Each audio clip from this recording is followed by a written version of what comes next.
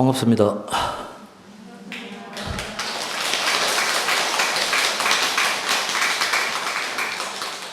생각보다 많이 참석하셨네요.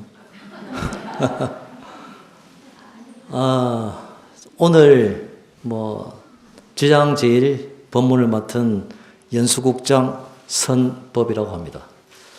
오늘 제가 여러분에게 들려드릴 법문은 여러분이 잘 아는 내용이기도 합니다만은 근데 잘 모르고 있는 내용이기도 하고, 그래서 이제 오늘이 지장제일이고 지장보살님 대한 이야기니까 우리가 살아가면서 짓게 되는 업, 그리고 거기로 인해서 우리가 윤회하는 것에 대해서 제가 잠시 법문을 하겠습니다.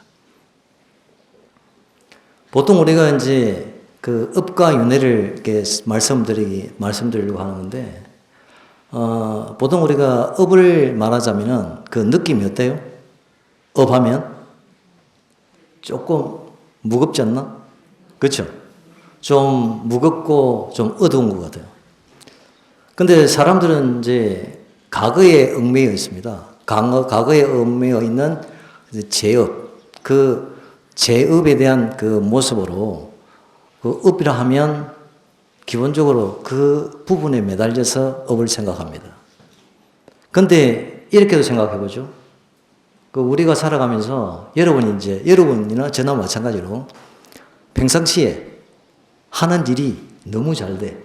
그죠? 만사행통이야. 뭐든지 마음먹은 대로 다 되는 거라. 자, 그렇게 되다 보면 여러분은 그 업이란 단어를 생각하십니까? 안 하죠? 전혀 하지 않습니다. 그런데 열심히 일을 하시다가 이제 일이 막 잘 돌아가지도 않고 실패를 하고 힘들고 고통스러우면 그때 뭘 하죠? 그때 이렇게 이야기 하나요? 전생에 내가 무슨 죄를 지어서 이 모양 이 꼴이냐고. 그죠? 그리고 또 이렇게도 하죠. 전생에 무슨 업을 지어가지고 내가 이렇게 됐나. 그런 이야기를 합니다. 만약 이렇게 말할 때 그 느낌은 그 업이라는 게 그냥 우리한테 와닿을 때 좀 무겁고 또 뭔가 어둡고, 그리고 과거에서 얽매여가지고 그런 느낌이 너무 많이 드는 거죠. 근데 하지만 부처님이 업을 설하실 때는 그런 마음으로 설하신 게 아닙니다. 부처님이 설하신 업은 어둡거나 무겁거나 또 과거에 얽매여 있는 그런 모습으로 그런 분위기로 업을 설하지는 않았습니다. 부처님이 뭐라고 설하셨냐면, 부처님이 설하신 것은 딱 반대입니다. 정반대. 그럼 뭐예요? 무겁다의 반대는 뭡니까? 가벼워. 편하게 받아들일 수 있는 거. 그리고 힘들다. 이런 것의 부분은 아주 밝은 업을 가지고 있습니다. 그리고 업은 과거로 가는 게 아니고 미래로 갑니다. 그 미래에 대한 업을 말씀하셨어요. 그런데 우리는 그렇게 받아들이지 않죠. 그거는 이제 누구 잘못이죠? 우리가 부처님 법을 제대로 알지 못하는 잘못입니다. 부처님은 여러분이 생각해 보세요. 여러분이 이제 부처와 같이 됐어. 그럼 여러분은 안 좋은 소리를 하겠어요? 좋은 소리를 하겠어요? 좋은 소리를 하게 되는 거죠. 안 좋은 소리를 해서 겁을 줄 이유가 없습니다. 그런데 우리 스스로가 부처님이 말씀하신 업을 우리 스스로 해석을 해요. 왜냐하면 이제 부처님의 본래 뜻은 그게 아니지만 이 불교가 이렇게 전 세계적으로 전달되면서 오늘날까지 오면서 약간의 변화를 거쳤어요. 그게 지금 우리나라에서는 업이다 하면 뭔가 말할 수 없는 행위사학적인 어떤 그런 원리나 또는 말할 수 없는 하나의 존재처럼 느끼고 있어요. 그게 아닙니다, 업은.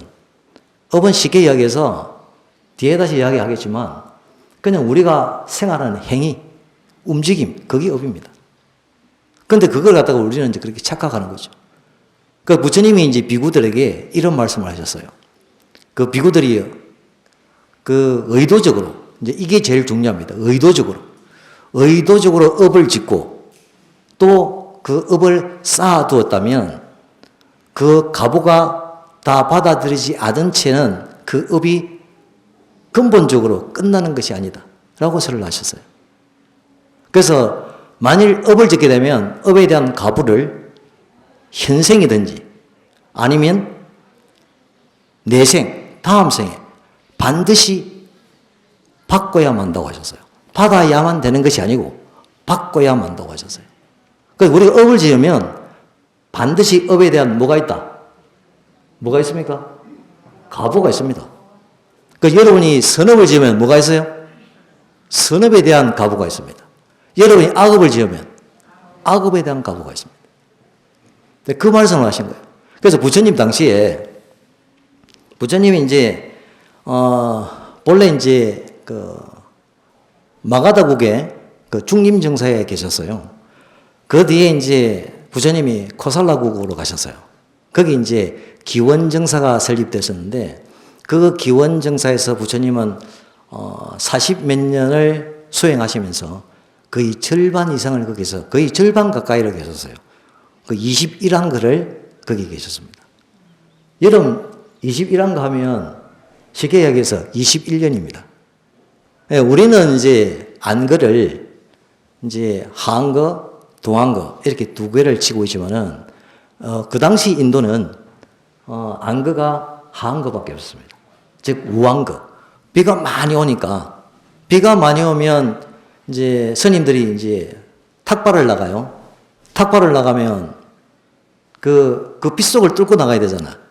그러면 그 빗속에 이제 여러 가지 곤충들이나 벌레들이나 이런 그 생물들이 이렇게 떠내려갈 수 있어요. 그러면 부처님들이 공부하러 갔다가 스님들이 그 발로 죽일 수가 있는 거야. 그래서 우한거 때는, 즉 그 하한거 때는 거의 같이 모여서 공부를 했습니다. 그렇게 이제 당신이 이제 그 21안거를 계셨던 기원정사에서의 일입니다. 이제 당신이 계시는데 한 젊은이가 찾아왔어. 찾아왔는데 눈물이 글썽글썽한 거야. 그래서 이제 스님이 물어본 거지. 부처님이. 아니 자네는 왜 그렇게 슬픈 얼굴을 하고 나를 찾아왔는가 라고 하니까 이 젊은이가 하는 말이 제 아버지가 돌아가셨습니다. 이제 그러니 부처님이 그 소리를 듣고 참 안 됐구나 하고 위로를 했어요. 그런데 이제 이 젊은이는 부처님을 찾아온 의도가 있었습니다. 그 부처님은 사실은 그 3계의 대조사시고 사생에 잡으시잖아요. 그 이제 그 3계라는 것은 우리가 이야기하는 과거, 현재, 미래세의 스승이시고, 그 다음에 사생이라고 하는 거는 태난섭합니다. 그 태로 태어나는 거. 즉, 난 알로 태어나는 거. 그 다음 습기에서 태어나는 거. 또는 화해서, 변화해서 태어나는 거. 이런 모든 태어나는 생물의 그 자비로운 아버지이십니다. 이제 그런 부분인데 이야기를 합니다. 우리 아버지가 돌아가셨는데, 우리 아버지가 다음 생에 그 천신의 세계에 좀 나게 해주십시오. 라고 이야기합니다. 그럼 이제 그 부처님 묻죠. 아니, 자네는 내가 자네 아버지를 천신의 세계에 나게 할 수 있다는 능력이 있다고 생각하는가? 라고 묻습니다. 그래서 이제 그 젊은이가 그런 이야기를 합니다. 그 부처님은 아까 말씀드린 것처럼 그 3계 대도사시고, 그 다음에 사생에 잡으시고, 그리고 불사를 이야기하세요. 부처님이 먼저 깨우치신 게 불사입니다. 불사. 즉 죽지 않는 것. 부처님 죽었습니까? 안 죽었습니까? 죽었어요? 부처님은 죽으신 게 아닙니다. 당신은 그 마지막에 가습이 한 달 뒤에 부처님 입적하시고 나서 열반이 되시고 나서 왔어요. 와가지고 막 펑펑 대성통곡을 한 거야. 저희들이 어떻게 하라고 이렇게 가십니까? 라고. 그러자 부처님이 철관이에요, 철관. 관 뚜껑을 열고 두 발이 쑥 놓습니다. 그 말은 뭐냐면 부처님은 제자한테 내가 죽은 것이 아니고 잠시 우주로 들어갔다는 이야기를 해준 거예요. 한 달 넘은 시체가 발을 낼 수 있어요? 못 내잖아. 이제 그렇게 보여주신 거예요. 이제 그렇게 불사를 다 당신이 불사의 법을 터득하시고 그걸 이제 제사장에 다 말씀을 하셨어요. 그리고 아까 말씀드린 것처럼 3계의 대조사시고 그 다음에 사생의 자부이신 부처님께서 못할 일이 뭐였습니까? 그 부처님은 그 6계의 선신 세계, 그 다음에 색계의 천신 세계 또는 무색계의 천신 세계를 그냥 뭐 당신 집 드나들듯이 왔다 갔다 하신다는 거지. 그런 부처님이니까 당연히 자기 아버지를 그런 천신의 세계에 태어나게 해 주실 것이다 라고 절대 의심 없이 믿어 의심치 않는다고 이야기합니다. 그래 부처님은 다시 묻습니다. 그럼 내가 그대의 아버지를 그런 천신의 세계에 태어나게 만드는 건덕이 있다고 생각하느냐고 다시 묻습니다. 그 이야기는 부처님이 이제 건능이 있어요. 건능이라는 게 당신이 가지고 있는 능력입니다. 그 능력이 그렇게 있나냐고 묻습니다. 그래서 이제 뭐 그 젊은이는 그렇게 이야기하죠. 부처님은 그 모든 것을 다 해낼 수 있는 전지전능하신 분이라고 이야기합니다. 그래서 이제 부처님은 좀 가만히 이제 물끄미 그 젊은이를 쳐다봐요. 당신이 생각해도 기가 차지 않나? 아니, 자기 아버지 죽었는데 자기 아버지를 갖다 하늘나라 전신이 사는 세계를 보내달라 하니까 그래서 당신이 이제 이야기를 합니다.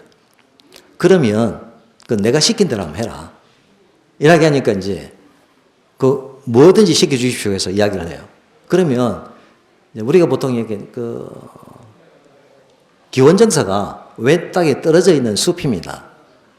그래서 시내로 가서 쉽게 하면 우리 부산 같으면 어디죠? 국제시장? 이런 데 가서 항아리를 큰 거 2개 하고 그 다음에 자갈을 1대 하고 그 다음에 버터를 1대 사오라고 합니다. 그리고 같이 긴 막대기를 하나 구해오라고 하십니다. 그래서 이제 이 젊은이는 이제 시장에 가서 항아리도 2개 사고 뭐 자갈도 1대 구하고 그 다음에 버터도 1대 이제 사가지고 그리고 이제 부처님한테 옵니다. 그래서 부처님이 와서 준비가 다 됐습니다. 라고 이야기합니다. 그래서 이제 그럼 부처님이 그럼 따라오느라 해서 부처님이 어디를 두고 가냐면 기원정사 뒤에 호수가 있습니다. 자그마한 호수가. 그 호수를 데리고 갑니다. 그 호수는 잔잔하고 한 1m 정도의 수심밖에 안 돼요. 그래서 밑에가 다 보여. 그래서 거기를 듣고 갑니다. 가서 이제 당신이 이야기를 합니다. 자, 이 항아리에다가 먼저 자갈을 1대 넣어라. 그래서 이제 자갈을 1대 딱 부었어요. 부어가지고 그러면 이것을 호수에다 띄워라.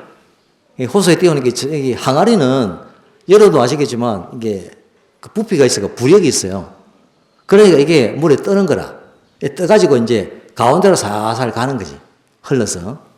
이제 가니까 가운데 쭉 갈 때 되니까 이제 긴 막대기가 가서 긴 막대기의 그 사정거리에 들어와야 되는 거지. 거기 들어오니까 부처님이 젊은이한테 이야기를 했어요. 자, 그 항아리를 깨부수라 그러는 거죠. 그래서 항아리를 깨부쉈어요. 항아리를 깨니까 항아리에 뭐가 들어있죠? 자갈이 들어있잖아. 그대로 우르르 떨어진 거예요. 밑으로.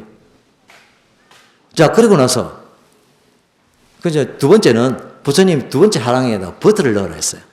그 버터를 넣었어. 버터를 넣어가지고 다시 호수에다 띄웠어요.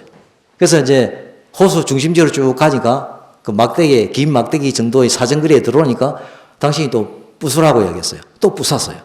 그 딱 부수니까 버터는 어때요? 버터는 물에서 떠요. 가벼우니까 물보다. 이게 몸 떠고 퍽 퍼지는 거라. 자, 그 과정에서 이 젊은이는 한이에 찬 거야. 기쁨과 한이에. 왜냐면 그 깨고 하는 그 의식이 그 인도에서는 그 장례 의식이 들어 있습니다. 그래 해야 뭐 좋은 몸 받아서 좋은 데 간다고 생각해요. 그 뒤에 구체적인 이야기는 제가 안 할게요. 그건 조금 말하기가 좀 그래. 그래서 이제 자기는 그런 한의에 차 있는 거예요. 그래서 사실은 이제 막 기쁨이 막 들 때가 있는 거지 막. 이 부처님이 이 3계의 대도사고 사생의 자부이신 부처님이 우리 아버지를 위해서 이 장례 의식을 하고 있다. 이 가슴에 벅찬 거라. 근데 이제 다시 부처님이 이야기를 해요. 부처님이 먼저 자갈을 깼을 때 이야기를 합니다. 자갈이 깨져가지고 바닥에 떨어지는 걸 갖다가 젊은이한테 다시 물어봅니다. 잘 봤느냐고. 젊은이는 잘 봤습니다. 그리고 두 번째는 이제 버트를 부수니까 버트들은 항아리가 부서지면서 그 호수 물 위에 둥둥둥 버트가 뜨거든요. 그것도 잘 봤대요. 그래서 부처님이 이야기를 하십니다. 만약에 그때 인도에는 그 6명의 스승이 있었습니다. 우리는 이제 우리 불교에서는 육사외도라고 합니다. 그래서 6명의 스승이 있었는데 그 6명의 스승을 다 초청하고 그리고 신통방통한 모든 종교인을 다 호숫가로 불러 모아가지고 다 둘러 앉아서 자, 자갈을부터 이야기합니다. 자갈이 깔아앉았잖아요. 그래서 이제 이 양반들이 와서 막 주문을 외우는 거예요. 자갈을 어떻게? 띄우려고. 깔아앉은 자갈을 띄우려고. 자갈아 떠올라라, 자갈아 떠올라라. 이렇게 막 주문을 외우라 하는 거예요. 그러면 그 자갈이 떠오르겠느냐라고 이 젊은이에게 부처님이 묻습니다. 그러면 이제 우리가 생각해서 자갈이 떠올라요, 안 떠올라요? 예를 들어 신통에서 올라와도 그 사람이 그 기운을 빼비면 쏙 빨아지잖아. 그죠? 계속 떠 있을 수가 없어. 그러니까 이제 이 젊은이도 이야기합니다. 그건 도저히 있을 수가 없습니다. 자갈이 무거운데 어떻게 물에 뜹니까? 뜰 수 없습니다라고 이야기합니다. 자, 그러고 나서 이제 다시 묻습니다. 자, 그러면 두 번째 항아리에서 우리가 버트를 이렇게 물에 띄었는데 그 버트를 갖다가 그 모든 종교인을 불러가지고 그 버트에 주문을 걸어서 신통을 써가지고 버트를 물속으로 가라앉아라 하면 가라앉겠냐고 묻습니다. 어때요? 가라앉아요? 안 가라앉는 거라. 그래서 이제 부처님이 이야기를 하십니다. 그와 마찬가지로 내가 당신 아버지가 살아생전에 정말 그 자갈이 깔아앉는 읍처럼 무겁고 어두운 읍을 지었다면 이거는 자갈이 깔아앉듯이 도저히 띄울 수가 없는 것이다. 반대로 당신 아버지가 살아생전에 아주 가볍고 밝고 그런 읍을 지었다라면 천하의 어떤 자가 와서 그 아버지에 대해서 저주를 퍼붓고 막 하더라도 그 아버지의 읍은 없어지지를 않는다. 버터가 깔아지 않듯이 그대로 그 가볍고 밝은 읍은 살아있다 라고 하십니다. 그래서 결론은 이런 것인데 읍이 내가 어떻게 그대의 아버지를 하늘나라 천신의 세계에 나게 하겠느냐 라고 돌아서십니다. 그거 맞잖아요? 부처님은 전지하고 전능하지가 않습니다. 하나님은 어때요? 전지전능하죠. 부처님은 전지합니다. 완전한 지혜만 갖추고 계십니다. 그래서 전능이라는 것은 있을 수가 없습니다. 그 전능은 우주의 법칙상 전능이라는 게 있을 수가 없습니다. 그래서 당신은 완전한 지혜를 가지고 계시기 때문에 그 이야기를 하신 거예요. 그래서 이 젊은이가 부처님에게 이제 인사를 하고 이제 부처님에게 자, 성가시게 이런 부탁을 드려서 정말 죄송합니다. 그리고 저도 다시 마을로 돌아가서 부처님이 하신 말씀처럼 이 생, 다음 생에도 항상 가볍고 밝은 업을 쌓아서 살아가도록 하겠습니다 하고 하직인사하고 돌아갑니다. 여기서 아까 제가 말씀드릴 때 부처님이 업을 이야기하실 때 뭐라고 했냐면 가볍고 밝고 미래지향적이고 그리고 부처님은 제업과 복업이 있는데 제업과 복업 중에서 복업에 대해서만 많이 이야기했었습니다. 복 짓는 것만. 죄 짓는 거 말고 그렇게 이야기를 다 하셨어요. 이제 그런 부분을 이제 그 젊은이가 알고 돌아가는데 우리가 앞에 제가 말씀드렸을 때 그 부처님의 업이 가볍고 그다음에 그 밝고 그런 업이라고 이야기했잖아요. 그런데 지금 여기 부처님은 어떤 업도 이야기했습니까? 무겁고 어두운 업도 이야기했죠. 그런 업도 있습니다. 없는 게 아닙니다. 업이라는 거는. 사람이 하는 행동에 좋은 일만 있겠어요? 안 좋은 일도 있는 거예요. 그런데 안 좋은 일도 있지만은 부처님은 좋은 일을 이야기하신 거예요. 그래서 이제 그 당신이 이야기했던 그 업이라는 게 본래의 의미는 가볍고 밝은 그리고 미래지향적인 업을 말씀하신 겁니다. 그래서 이제 우리가 이제 업이라는 것을 이야기하면 업을 우리가 인도 말로 인도 산스크리트어로 뭐냐면 여러분들 한번 들어본 걸 거예요. 까르마입니다. 까르마. 이 까르마인데 이걸 팔려가 사실은 사투리거든요. 그 팔려로 하면 깜마입니다. 깜마. 그럼 이 까르마라고 하는 이 깜마라는 말은 그 우리말 국어 사전적 의미가 뭐냐? 뭐죠? 행동, 움직임 이겁니다. 그런데 우리는 업하면 어떻게 생각해요? 업하면 뭔가 좀 거창해 보이죠? 뭔가 나를 짓누르는 뭔가 있어. 그거 뭔지 모르지만.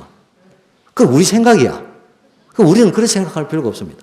업이란 것은 그냥 행동이에요. 그리고 그냥 움직임이고. 그런데 우리는 업을 생각하면 뭔가 근본적으로 무슨 아주 신비로운 기운이 있어가지고 우리를 옥죄어오는 또 우리에게 어떤 뭔가를 힘들게 만드는 그런 거라고 생각하는데 그건 절대 아닙니다. 그러면 부처님이 말한 업이 의미가 없어요. 부처님의 업의 의미는 뭐예요? 업의 의미는 가볍고 밝고 미래지향적이고 복업을 가르쳤어요. 복을 받는 업을. 그러면 우리가 그렇게 받아들인다면 그럼 우리는 그 업이 무겁고 어둡고 죄업만 놓는 거예요. 그건 아니라는 거예요. 그래서 이제 부처님이 이런 질문을 하셨어요. 부처님이 항상 부처님 경전에 보면 나라는 게 없습니다. 그렇죠? 있습니까? 나라는 개념 없습니다. 그러니까 부처님은 뭘 말씀하셨냐면 여러분들이 지금 저나 똑같이 눈, 그죠? 그 다음에 귀, 코, 그 다음에 혀, 그 다음에 몸, 뜻. 그걸 갖다가 불교 용어로 뭐라 하죠? 예? 육근이라 하잖아. 육근. 그걸 한문으로 이야기하면 뭐예요? 안, 이, 비, 설, 신, 의입니다. 그 육근. 이 육근이 행하는 것만이 뭐다? 업입니다. 육근이 행하는 것만이 업입니다. 예를 들어서 비바람이 막 쳐요. 그 비가 많이 와. 그럼 저수지에 물이 넘실넘실 돼. 그죠? 그럼 또 그것도 움직이는 거잖아요. 비바람이 치고 저수지에 물도 막 넘실넘실 돼 움직이잖아.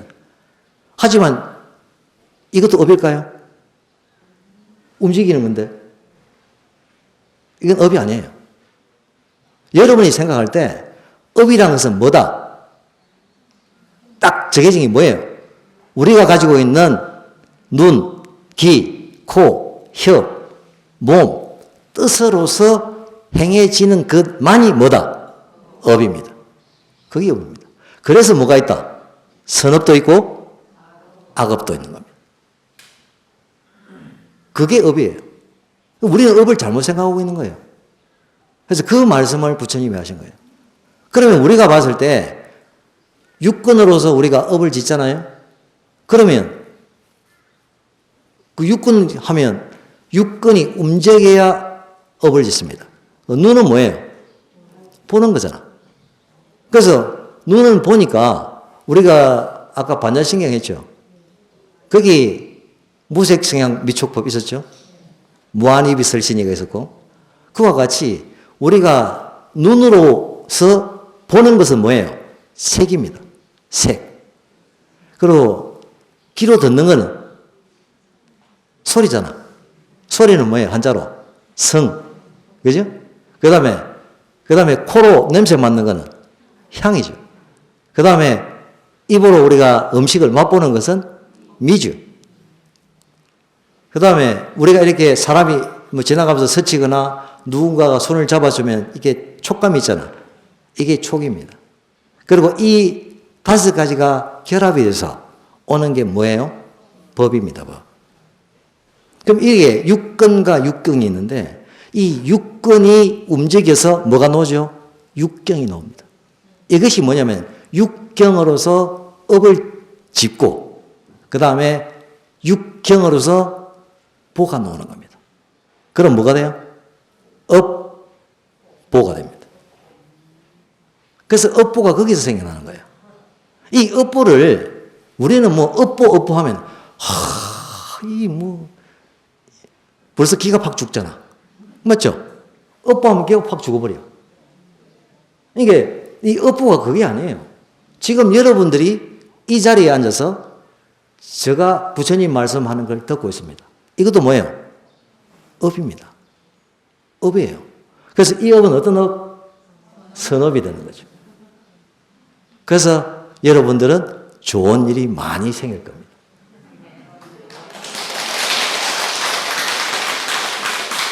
왜냐하면 부처님이 이야기하셨어요.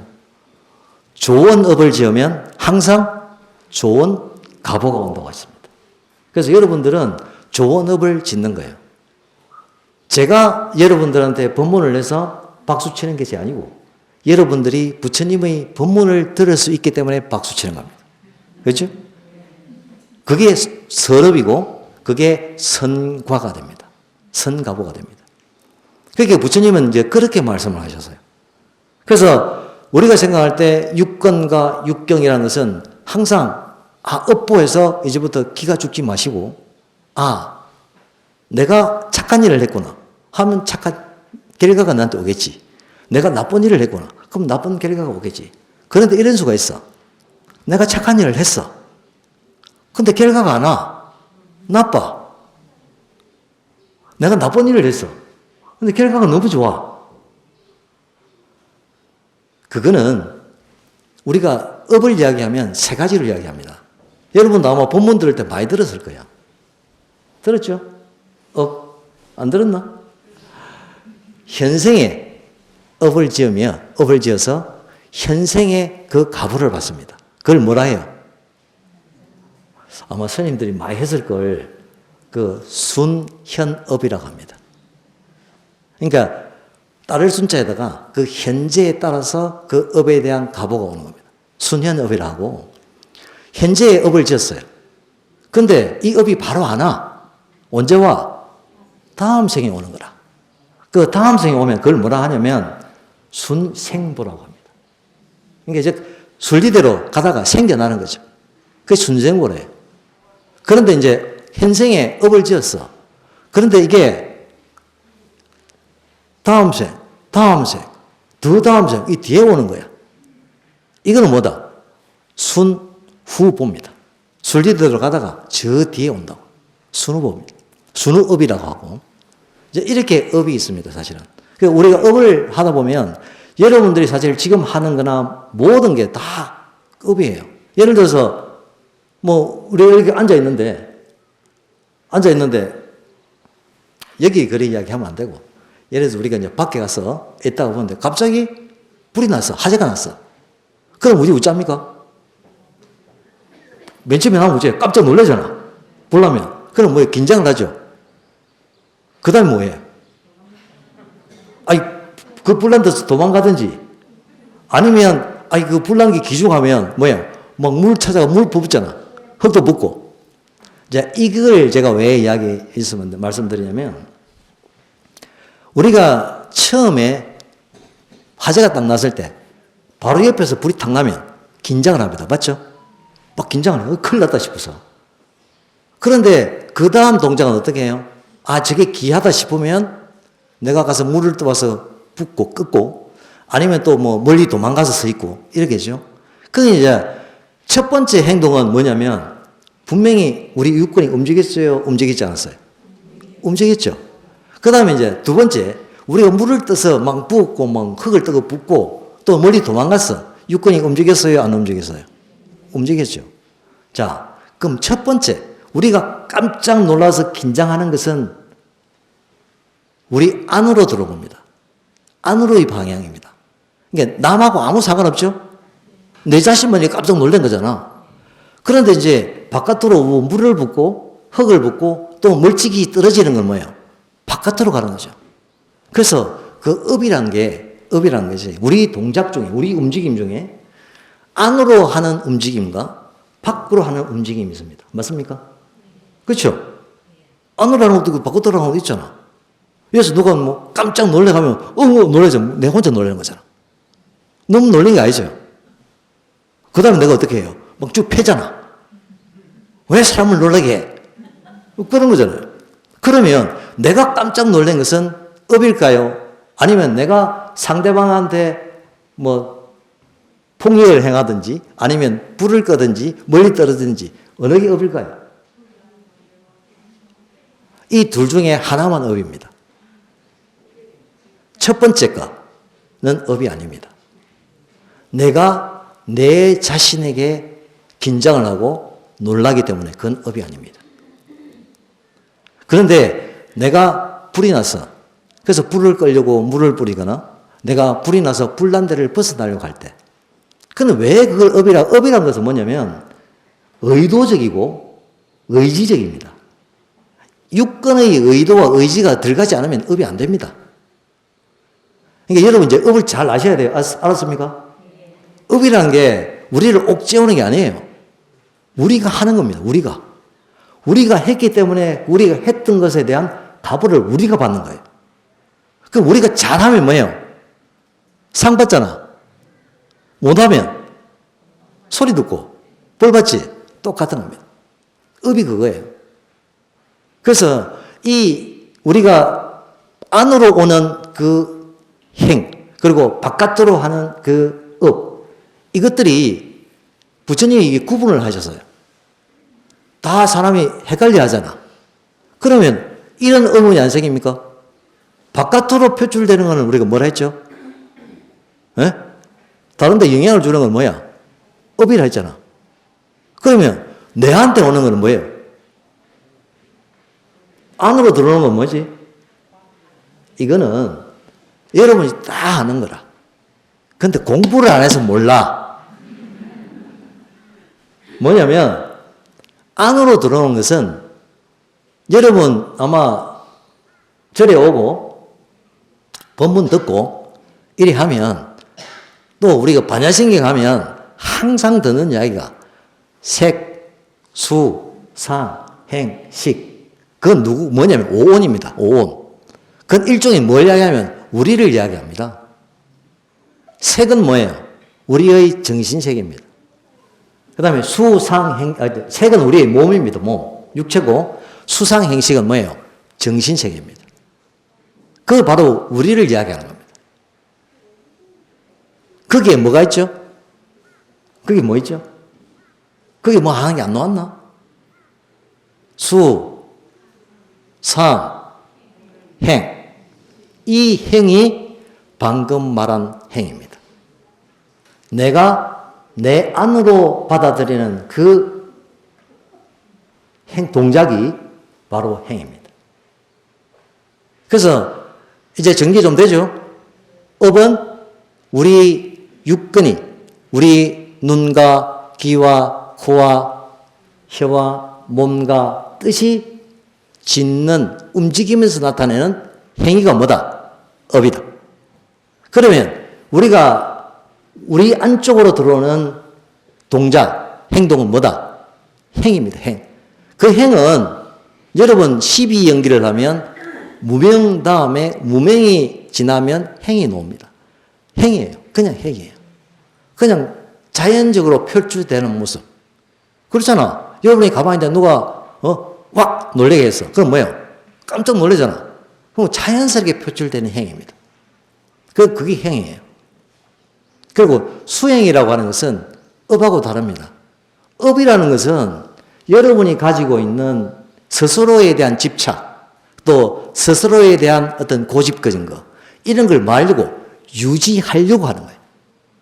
없애는 게 아니고 유지하려고 하는 게 업입니다. 왜? 업이란 것은 내가 의지적으로 내 편하려고 하는 거야. 내 편하려고. 그래서 업을 짓는다는 뜻이 뭐다? 서로가 자기가 원하는 행복을 추구해갖고 지 편한 걸 하고 싶은 거예요, 업이. 아시겠습니까? 예? 그러니까 업이라는 게 그리 어려운 게 아니에요. 그 행위라는 건 우리가 깜짝 놀라듯이 누가 모였을 때 그냥 자연스럽게 노는 그 행동이 행위입니다. 그러면 수행은 또 뭐냐? 수행이라는 것은 두 가지를 다 포함합니다.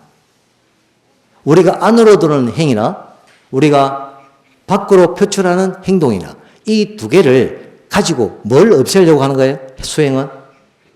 뭘 없애죠? 우리가 가지고 있는 아집, 스스로에 집착하는 것을 없애려고 하는 게 수행입니다. 이제 그렇게 이제 사실은 부처님은 업을 저희들한테 설명을 하셨습니다. 이제 다 아시겠죠? 이제 업보 놀랄 거 없죠? 그래서 이제 그런 말이 나온 거죠. 업인 가보라고. 즉, 업이 뭐가 돼서? 원인이 돼서, 그 다음에 그 결과가 뭐로 온다? 보로 돌아온다는 거죠. 그게 업인 가보입니다. 그래서 업인 가보는 우리 부처님이 말씀하신 뭐다? 진리입니다. 진리. 하나의 군더더기도 없는 진리입니다.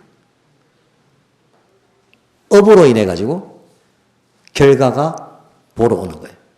그래서 업인 가보를 잘 기억하시고 업에 대해서 이제 업은 내가 짓는 거구나. 이제 공부 끝났죠?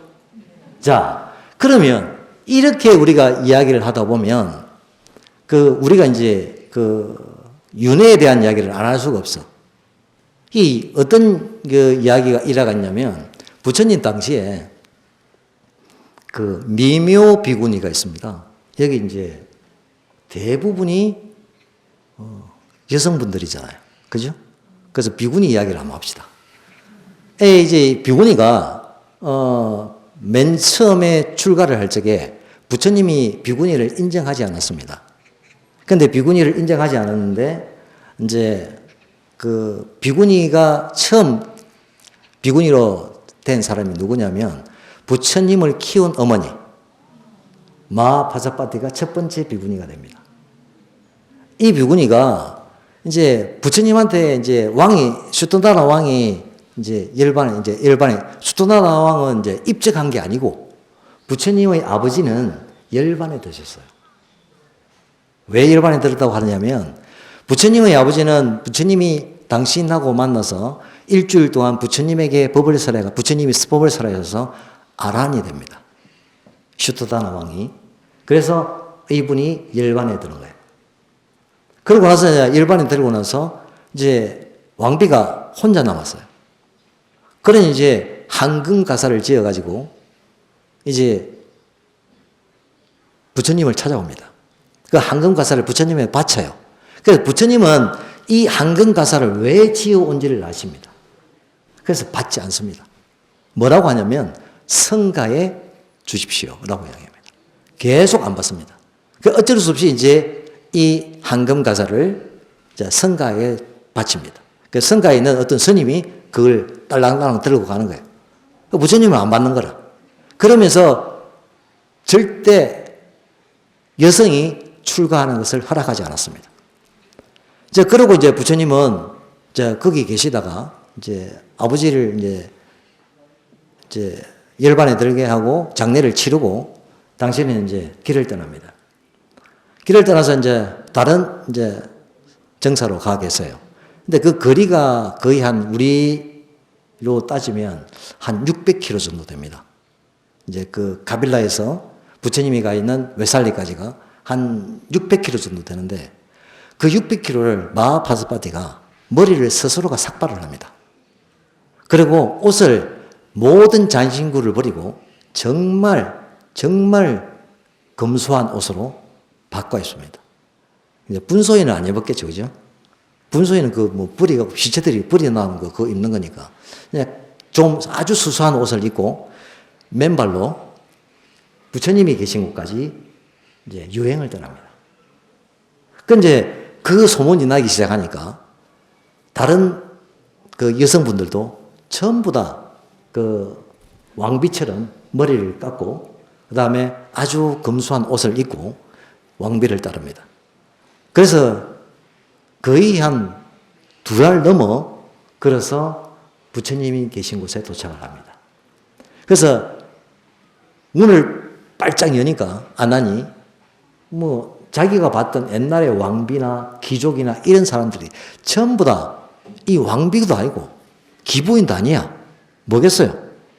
2달 동안 먼지에 막 묵을 것도 없지 완전히 몰골이 피폐해져 갖고 문 앞에 서 있는 거예요. 그러니까 막 눈물이 팍 돌아온 거죠, 아난이.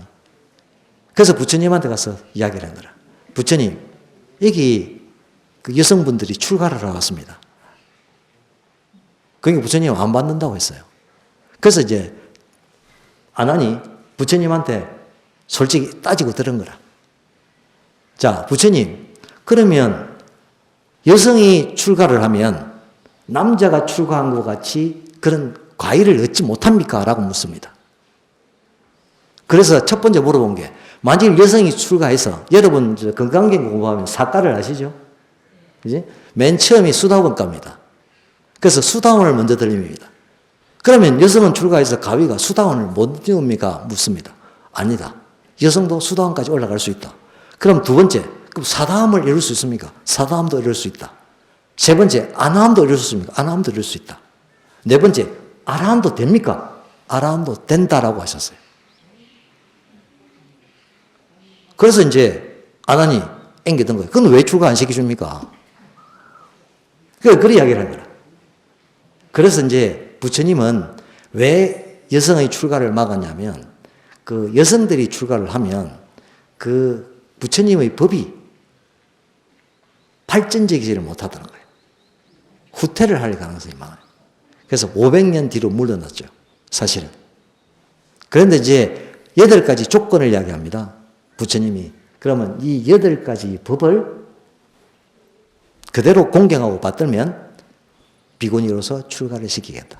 라고 해서 이제 비구니들이 출가를 했어요. 했는데 내가 지금 말씀드리는 미묘 비구니는 이게 본래 바라몬의 그 자식이었어요. 아주 덕망 있는 나라에. 그래서 이제 이 비구니가 이제 옆에 또 바라몬들이 사니까 그 바라몬이 이제 그 비구니를 본 거라. 젊은 총각이. 그래서 이 미묘 비구니가 아주 예뻐. 아름답게 생겼어. 그래서 그게 혹 해가지고 이 청혼을 넣은 거라.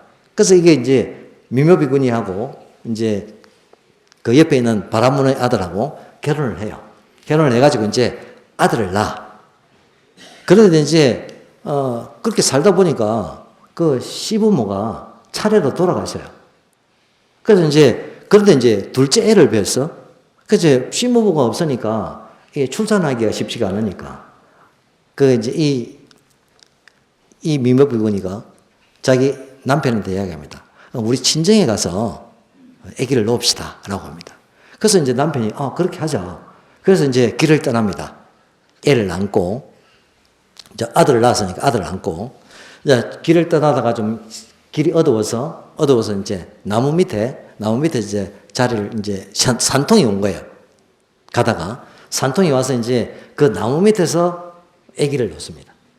아기를 놓고 이제 남편은 이제 저쪽에 떨어져 있고, 그 남편은 저쪽에 한쪽에서 자고, 이제 이 미묘비구니는 아기를 출산을 해요. 그러고 나서 이제 밤에 막 혼자서 힘들게 하다가 이제 아침에 이제 남편을 깨우러 갑니다. 그 남편을 깨우러 가니까 남편이 죽었어요. 남편이 죽었어. 어떻게 죽었냐면 독사가 싹 가가지고 탁 물 때가 죽이쁜 거야. 그러니 이 이제 미묘비구니는 뭐예요? 길가에 와갖고 애 낳았는데 남편까지 죽어버린 거야. 그래서 뭐 기절을 해버려요. 한동안 기절을 했는데 이제 큰애가 있었잖아요. 큰애가 막 울어 제낀 거야. 제끼니까 그 소리에 이제 정신을 챙겨가지고 일어나서 이제 아기를 안고 이제 큰아들은 등에 업고 이래가지고 이제 길을 다시 떠납니다. 친정을 가는 길이니까. 가다가 보니까 이제 이 앞에 이제 큰 강이 있어. 강도 폭도 넓고 수심도 깊어. 그럼 바로 못 건너잖아요. 애 둘이를 두고. 그래서 이제 큰 애는 눕고 작은 애를 업고 강을 헤엄쳐서 건넙니다. 가서 이제 저쪽 그 언덕에 기슭에 나무 밑에다가 이제 작은 애를 두고 다시 이제 돌아서서 큰 애를 데리러 딱 가는데 큰 애가 저쪽 강 건너편에서 엄마 하고 부르고 강 속으로 뛰어들어요. 근데 애는 그렇잖아요. 엄마한테 막 가려고 하니까. 그러니까 이제 미처 애를 구하기도 전에 애는 강에 들어가서 물에 쓸려가 버려요. 물에 쓸려가 버리니까 그거 뭐 구할 수가 없잖아요. 그 급조에 쓸려가 버렸으니까. 그래서 어쩔 수 없이 이제 돌아서서 작은 애한테로 갑니다. 근데 작은 애는 없어요. 늑대가 잡아먹힌 거라. 그 이제 또 기절을 하죠. 기절 안 할 수가 없잖아요. 이 세상에 살면서 별의별 일을 다 하는데 그만큼 그 힘든 일이 어디 있습니까? 그 기절을 해서 혼절을 해갖고 있다가 이제 정신이 들어가지고 정신없이 이제 길을 헤맵니다. 헤매면서 자기 친정으로 가요. 가다가 이제 아버지 친구, 친정 아버지의 친구를 만납니다. 친정 아버지의 친구를 만나서 제가 이렇게 해서 이리 했는데 이런 일을 겪었습니다 하고 당신이 겪은 이야기를 다 해. 그래서 친정 아버지 친구도 참 불쌍하잖아요. 그런데 더 불쌍한 일이 생긴 거야. 근데 친정 아버지 친구가 하는 말이 아가 며칠 전에 너희 집이 불이 다 탔단다. 불이 다 타고 가족이 다 타 죽어버렸어. 이제 갈 데도 없어. 그러자 이제 그 친정 아버지 친구가 당신 집에 데리고 와서 이제 당신 자식처럼 이제 돌봐주게 된 거예요. 돌봐주게 됐는데 그 옆에 또 다 바라본들이 사니까 바라문이 살겠죠. 이제 바라문이 하나 더 있었는데 이제 이 미호비언이가 예쁘거든. 곱상이 생겼거든. 그러니까 이제 청혼을 넣은 거라 같이 살자고. 그래서 이제 결혼을 했어. 뭐 갈 데가 없으니까 해야 될 거 아닙니까? 너한테 기대어야 되니까. 결혼을 했어. 결혼을 하는데 이 바라문이 장난이 아니야. 술만 먹으면 막 개라. 집에 와서 뭐 두드리고 패고 뭐 온갖 학대를 다 하는 거야. 그러니 먹는 살잖아요. 그래서 집을 도망 놓은 거야. 그래서 이제 집을 도망 나왔는데 이제 그 동네가 아니고 완전히 저 멀리 베라사스라는 동네로 도망을 간 거야. 도망을 갔는데 이제 있을 데가 없잖아요. 그래서 이제 나무 밑에 가 있은 거야. 그러니까 주로 우리 노숙자들은 주로 어디 있죠? 어디 가지? 지하철에 가잖아. 그거는 주로 나무 밑에 가는 거야. 그래서 나무 밑에 가 있은 거야. 그 나무 밑에 가 있었는데 거기에 또 이제 한 바라문이 또 왔다리 갔다리 하고 있었어. 누구냐면 부잣집 아들이야. 그런데 아내가 일찍 죽었어. 아내가 일찍 죽어 아내를 잊지 못해가지고 아내가 있는 그 무덤으로 장례 치른 대로 계속 왔다 갔다 하는 거야. 하다가 이 미묘 비구니하고 얼굴을 마주친 거예요. 그 미묘 비구니가 좀 어때요? 예뻐요. 그래서 이제 청혼을 한 거라. 이 이제 바라문이 청혼을 해서 이제 두 사람이서 이제 알콩달콩 잘 살았어요. 또 이 바라문은 또 이 비구니를 너무 사랑해. 잘 살았어. 그런데 갑자기 죽어본 거야. 병이 나서 또 죽어버렸어. 그런데 이제 거기에는 무슨 그 의식이 있냐면 같이 살던 사람이 죽으면 같이 매장을 시켜요. 순장을 시키는 거라. 그럼 이제 꼼짝없이 이제 묻혀 죽게 된 거야. 이제 매장이 돼버린 거야. 생매장이 되는 거라. 그 생매장이 돼서 이제 생매장을 당했어. 같이 이제 묻힌 거라. 묻히는데, 그 부잣집 아들이라 그랬죠? 그럼 막 검은 부하를 막 갖다 이었을 거 아니야? 그걸 도둑이 알고 이제 도구를 한 거라. 무덤을 팠어. 파가지고 이제, bunker에 여자가 하나 있는 거야. 건져낸 거지. 건져내가지고 이제, 이 여자는 무조건 어쩔 수 없이 도둑 만들게 된 거예요. 도둑 만들게 된 거라. 그럼 그래도 잘 살면 되는데, 이 도둑이 또 잡힌 내 며칠 뒤에 잡혀가도 사형을 당했어.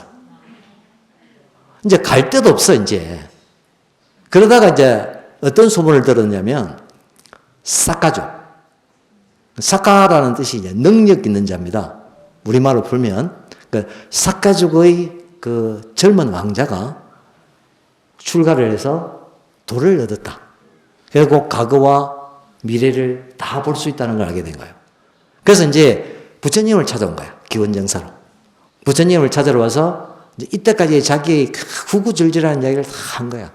그러고 이제 비구니를 받아달라고. 그래서 당신이 이제 그때는 비구니가 출가됐으니까 비구니를 받게 된 거예요. 그래서 비구니를 받아가지고 공부를 열심히 해서 지혜의 눈을 뜬 아라한이 된 거예요. 근데 이제 이게 끝이 아니야. 근데 그걸 다 듣고 있던, 이렇게 쭉 이렇게 듣고 있던 다른 비구니들이 질문을 한 거야. 그러면 그 비구니의 그 전생, 그 미묘 아라한의 전생은 당신이 이제 아라한이 되니까 제일 먼저 얻는 게 숙명통입니다. 천안통이고, 제일 중요한 게 삼명인데, 천안통, 숙명통, 누진통입니다. 그 다음에 있는 게 이제 뭐, 천이통. 그 다음에 상대의 마음을 읽는 다심통. 그리고 뭐, 또 뭐가 있어? 신족통.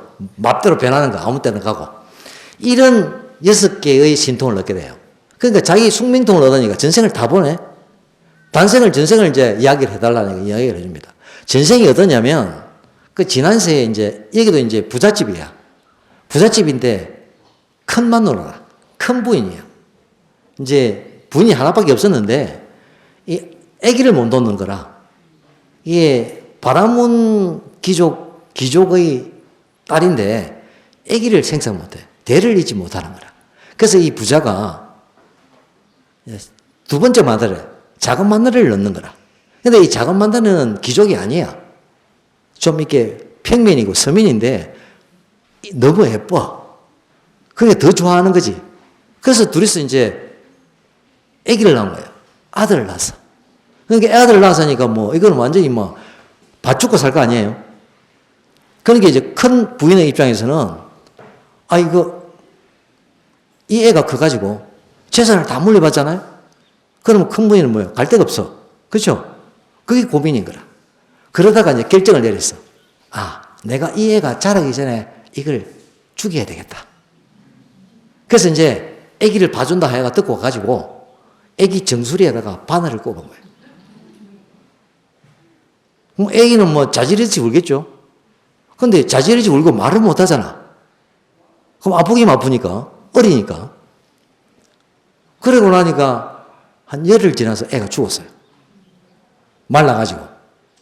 이제 신경이 극도로 예민해서 죽은 거예요, 애가.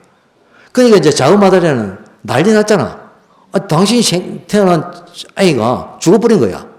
그래서 의심은 큰 마누라야. 그래서 큰 마누라를 의심해서 막 족치요. 당신이 내 아기를 죽였지. 그래서 큰 마누라가 이런 이야기를 합니다. 이것이 지금의 미묘 비구니의 이야기입니다. 자, 내가 만일 당신의 아기를 죽였다면 다음 생에 내가 태어나서 남편을 만났어. 그 남편은 독사에서 물려 죽고, 그리고 내가 만일 그 남편의 아기를 낳았다면 그 아기는 물에 빠져 죽거나 아니면 늑대에서 물려 죽을 것이다. 그리고 내가 그랬다면 나는 생매장이 될 것이다. 그리고 만일 내가 그랬다면 내 가족이 다 불타서 죽을 것이다 라고 얘기했습니다. 근데 뭐예요? 딱 그대로 됐죠. 딱 그대로 된 거예요. 근데 왜 그러면 이 사람은 그 이야기를 했을까요?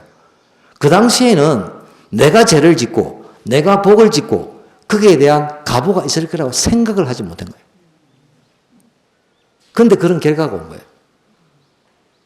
그래서 미변비구니가 이야기하기를 지금 이야기하고 있는 이 몸이 바로 그 사람이다라고 이야기합니다. 당신이 그 사람이었다는 거죠. 이제 그렇게 이 윤회라는 건요, 윤회라는 것은 여러분 윤회를 어떻게 생각하는지 모르는데 윤회라는 것은 간단합니다.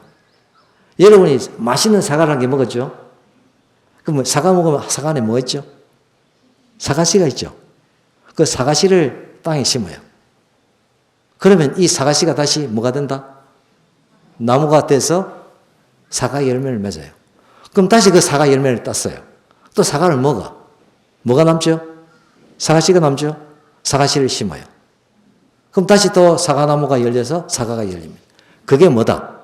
윤회입니다. 그 윤회라는 것은 끝나지 않습니다. 계속 돕니다. 계속 물레방아처럼 계속 돕니다. 물레방아는 그래도 물이 있어야 돌잖아.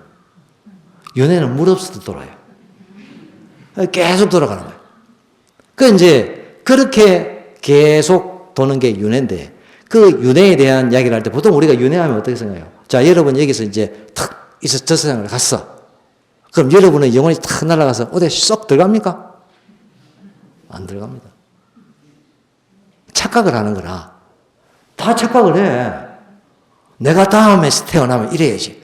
눈맙대로. 눈맙대로 되는 게 아니야. 내가 지금 아까 이야기했듯이 여러분이 지은 업, 그 업에 의해서 다음 생이 나옵니다.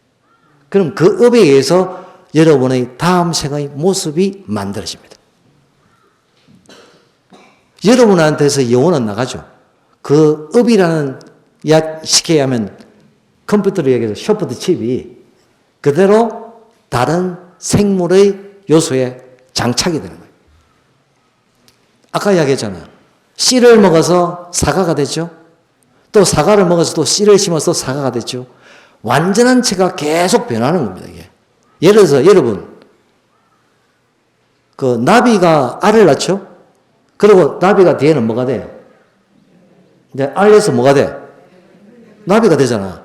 그럼 알에서 처음으로 변하는 게 뭔지 압니까? 알에서 깨어나면 뭐가 돼요? 애벌레가 됩니다. 그럼 알이라는 데서 애벌레로 변했죠? 자, 그러면 애벌레는 답이 뭐가 되는 줄 알아요? 번데기가 됩니다. 번데기가 돼요. 지가 이제 실을 감아가지고 번데기로 들어갑니다. 그럼 번데기가 됐죠? 그럼 번데기는 뒤에 또 뭐가 돼요? 나비가 됩니다. 자, 그러면 알에서 나비까지 다 연결됐습니다. 그죠? 그런데 연결됐지만 다 뭐예요? 각자예요. 알이 뭐가 되고 애벌레가 된 거예요. 끝난 거죠. 또 애벌레는 또 뭐가 됐죠? 번데기가 된 거예요. 그럼 번데기로 끝났어. 다시 번데기는 또 뭐예요? 나비가 된 거라. 하지만 나비 알에서 나비가 되는 것은 어쩔 수 없는 불가분의 관계가 있습니다. 나비 알에는 뭐가 들어있냐면 어떤 조건이 들어있냐면 나비가 될 수 있는 조건이 들어있습니다. 근데 그 과정이 딱딱딱 끊어지면서 가는 거예요. 그게 윤회와 같은 거예요. 그래서 나비 알은 나비가 되지만 다른 곤충 알에 나비 나옵니까? 안 나오죠. 그런 것 같은 거예요. 윤회라는 것은 돌고 돌지만 여러분의 이 모습에 여러분의 이 영혼이 다른 몸으로 들어가는 게 아닙니다. 쉽게 하면 여러분의 그 영혼이 지은 업으로 인해 가지고 다른 모습화되는 겁니다. 이게 이제 이렇게 듣다가 만일 뭐 스님들도 그런 게 하나 이 주지하면서 보시를 많이 받잖아. 그러다 뒷주머니 많이 차잖아요. 그러면 이 구렁이가 돼. 구렁이는 절에서 안 가요. 안 나가. 법당에 탁 또아리 들어가 앉아있다니까. 뭐가 있어서 또 또아리 들어가 앉아있겠어요? 그 업이 있는 거예요. 업이 지가 알아서 있는 게 아니에요. 그 업이 그렇게 만든 거예요. 업이 구렁이라는 화시킨 거예요. 그게 윤회하는 거예요. 스님이 짠! 구렁이가 된 게 아니야. 그 업으로 인해 가지고 그 업이 구렁이가 된 거예요. 이제 그렇게 해서 그 윤회가 되는 겁니다. 그래서 여러분들은 인간은요, 아까 말씀드린 것처럼 우리의 의지작용, 우리가 하고자 하는 마음으로 우리의 삶을 어떻게 할 수 있어요? 더 행복하고 평화롭고 평온하게 할 수 있습니다. 이제 이런 말이 하나 있더라고. 제가 먼저 설명을 하고 할게요. 우리가 온갖 것을 다 갖추어서 다 가지게 됩니다. 정말 엄청난 것을 가지고 뭐 넘보다 많은 돈, 넘보다 많은 재산 이런 걸 다 가지고 있다 해도요. 가져갈 수 있습니까? 가져갈 수 없어요. 그럼 오직 뭐만 가냐면 오직 엄만이 몸을 따라갑니다. 그래서 이런 문구가 있습니다. 만반장 불거요 유유업 수신이라 이런 말이 있습니다. 그러니까 온갖 것을 다 갖추어서 갖고 가지 못해요. 그런데 딱 가져가는 것 딱 하나, 그 엄만이 몸을 따라갑니다. 그래서 앞으로 더 많은 착한 일, 선행을 하시고, 그리고 더 청정한 생활을 하시고, 다 같이 이제 우리가 가지고 있는 업장을 다 녹여서 열심히 생활합시다. 감사합니다.